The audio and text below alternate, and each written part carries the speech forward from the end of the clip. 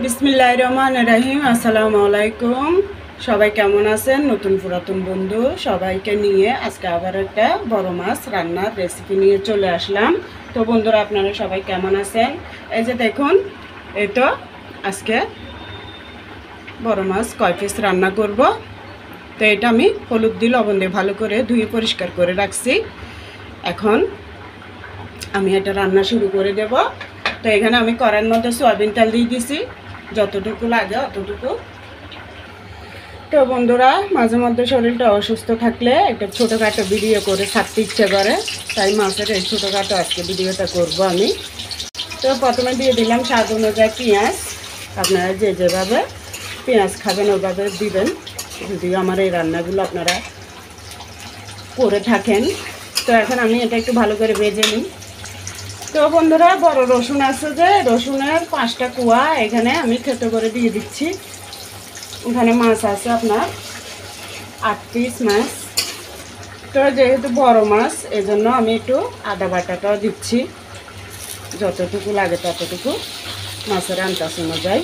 তো এগুলো একটু ভালো করে কাঁচা গন্ধটা যাওয়া পর্যন্ত ভেজে নেব। আমরা কিন্তু ছোটো মাছে আদা বাটাটা দিই না, একটু সাগরের বড় মাছ টাছ হলে ওগুলোতে দিতে হয় একটু হলো।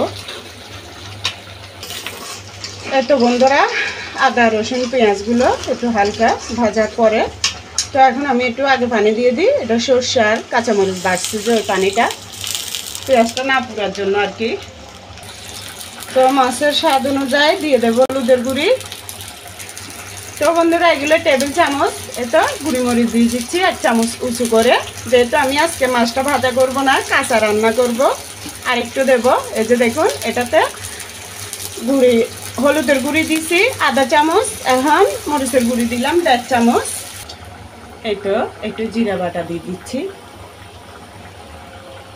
ধনিয়া গুঁড়ো দিয়ে দিচ্ছি 4 চামচে আধা চামচ, জিরা বাটাও আধা চামচ দিলাম। এখন আমি মাছের স্বাদ অনুযায়ী দিলাম লবণ। তো এখানে আমি হলুদ সর্ষে বাটাটা দিলাম 1 চামচ হবে সমান করে। এখানে পানি শুদ্ধ দিছি যে মশলা বাটার পানি, ওখানে কিন্তু সর্ষে বাটাটা ছিল অনেকগুলো, তাই 1 চামচ বললাম। এগুলো ভালো করে কষিয়ে নেব মশলাটা। এই তো বন্ধুরা, এখন বাকি মশলার পানিটা দিয়ে দেব। এই তো বন্ধুরা, মশলাটা কষিয়ে নিচ্ছি ভালো করে। এখন আমি একটু কাঁচামরিচ কেটে করে রাখছি, ওটা দিয়ে দেব। এই যে দেখুন, একটু ঝাল ঝাল হলে মাছটা খেতে ভালো লাগবে। আমরা সবসময় কাঁচা মাছ রান্না করলে ওটার মধ্যে গুঁড়ি মরিচটা একটু বাড়াইয়ে দিই, আর কাঁচামরিচ তো থাকেই, কারণ গুঁড়ি মরিচটা বাড়াই দিলে হয় কি মাছের কালারটা লাল লাল হলে দেখতে ভালো লাগে, আর ঝাল ঝাল হলে খেতেও ভালো লাগে। তাই আমরা সবসময় এইভাবে রান্না করি, বিশেষ করে আমি রান্না করি বা আমাদের চট্টগ্রামে এই ধরনের কাঁচা মাছ রান্না করলে সবসময় এইভাবে রান্না করে।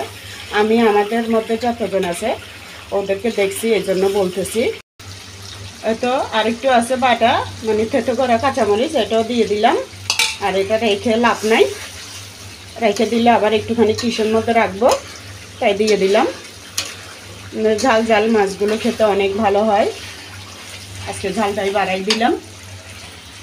তো বন্ধুরা দেখুন, মশলাটা কষানো হয়ে গেছে আমার ভালো করে, দেখে আপনারা বুঝতেছেন। তো এই অবস্থায় আমি একটু পানি দিয়ে দেবো। পানিটা উতরানোর পরে মাছটা দেব, কেননা আমি যদি মশলার মধ্যে শুধু মাছটা দিই তাহলে কিন্তু নাড়তে অসুবিধা হয়ে যাবে, ভালো করে নাড়া যাবে না। একটু পানিটা উতরানোর পরে, মানে ঝোলসহ ঝোলের পানিটা উতরানোর পরে মাছটা দিলে নাড়তে সুবিধা হয়, নাইলে কিন্তু তলার মধ্যে লেগে গেলে মাছ নষ্ট হয়ে যাবে, ভেঙে যাবে। এই যে বন্ধুরা, এখন এই যে মশলার ঝোলটা উতরানোর পরে এখন মাছটা দিয়ে দেবো। দেখুন, আপনারা যদি চান একটু ভেজেও নিতে পারেন, তবে টাটকা মাছের কাঁচা রান্না করলে আলাদা একটা স্বাদ। এটা একদম জ্যান্ত নড়া অবস্থায় 5 কেজি ওজনের আনছিল। তো আমি কিছুটা কেটে আনছে, কিছুটা বড় বড় টুকরা করে নিয়ে আসছে। তো আমি ঘরে এইভাবে করে কেটে নিছি দেখুন। তো মাছগুলো এখন আমি দিয়ে দিচ্ছি, একটা বসায় দিব মশলার ঝোলের মধ্যে।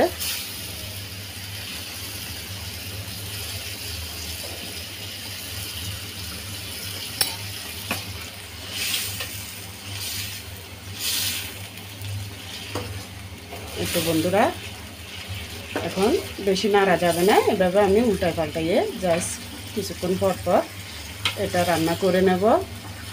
বেশি নাড়লে কিন্তু মাছ ভেঙে যাওয়ার সম্ভাবনা থাকে।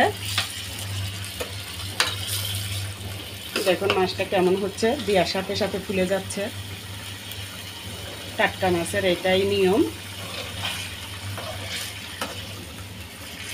তো ভালো করে মাছটা কষিয়ে নিই আমি।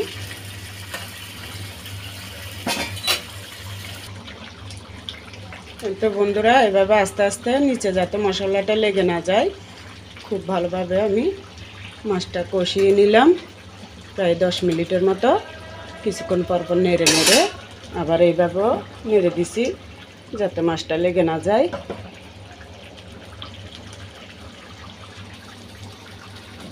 তো বন্ধুরা এখন আমি 2-3টা টমেটো দিয়ে দিচ্ছি। টমেটোগুলো পরে দিচ্ছি কেন, এগুলো দেশি টমেটো দিলে সিদ্ধ হয়ে যায়, আর যেগুলো সিদ্ধ হয় না এগুলো আগে একটু দিলে মশলার সাথে কষিয়ে নিলে ভালো হয়।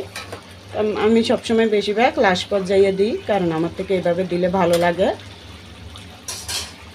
এই তো বন্ধুরা মাছটা হয়ে গেছে। দেখুন এখানে আমি কাঁচামরিচ তো বাটাই দিছি, ধনিয়া পাতা ছিল না আজকে দিতে পারি নাই, তবে আপনাদের থেকে যদি থাকে একটু দিয়েন।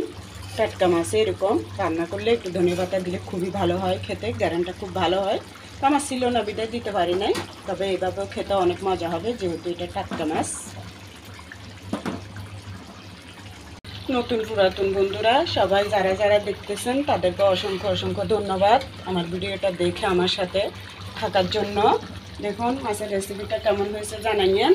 ভালো লাগলে নতুন বন্ধুরা আমার পাশে থাকবেন যদি আমার এরকম রান্নাগুলো দেখে আপনাদের একটু হলেও ভালো লাগে। আর পুরাতন বন্ধুদেরকে অনেক অনেক মন থেকে দোয়া ভালোবাসা রইল। তো সবাই ভালো থাকবেন। আল্লাহ হাফেজ। আসসালামু আলাইকুম।